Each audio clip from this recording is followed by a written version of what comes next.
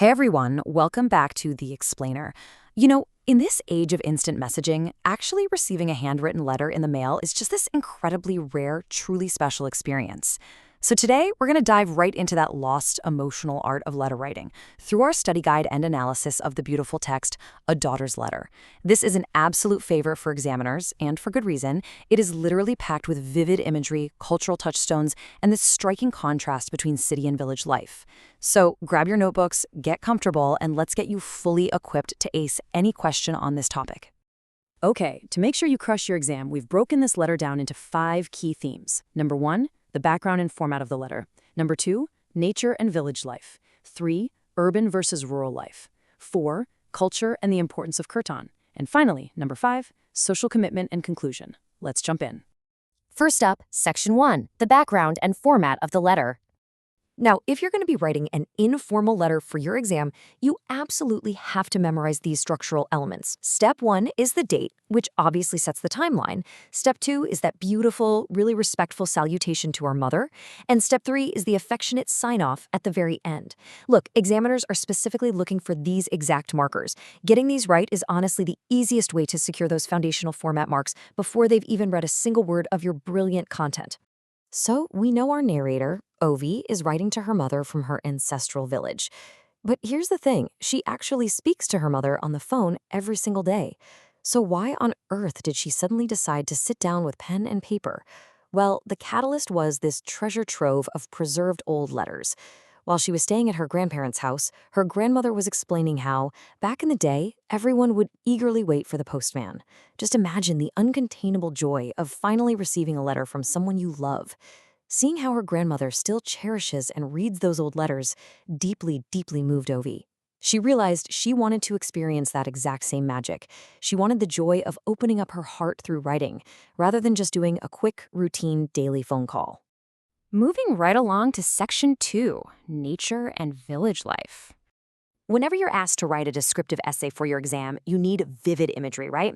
Well, OV provides an absolute masterclass in this. She doesn't just say the village is nice, she paints a picture. She writes about the green hills, the gently flowing river, the fields just blooming with crops, and these beautiful meadows full of swaying grass flowers. Locking this specific vocabulary into your visual memory is going to be absolutely crucial for your study prep.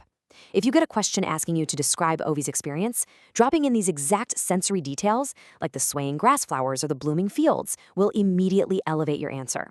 It shows the examiner you truly, deeply know the source material inside and out. Next up, Section 3, urban versus rural life. Now pay attention here, because this theme is a highly testable topic and just a brilliant comparison to outline in your essays. On one side, we have the city, right? Characterized by pizza, burgers, and the convenience of those daily phone calls. But then on the other side, you have the village, defined by handwritten letters, these deep, meaningful connections with nature, and her grandmother's traditional cooking. In fact, Olvi specifically notes that her grandmother's simple vegetable dishes and homemade bakri are so incredibly delicious that she completely forgets about city junk food. It's a wonderful little metaphor for how the simple, authentic experiences in the village totally outshine the artificial conveniences of city life. Okay, Section 4, culture and the importance of kirtan. The absolutely crucial point for your study prep here is understanding exactly what a kirtan is, because this is a specific cultural event you will almost certainly be quizzed on.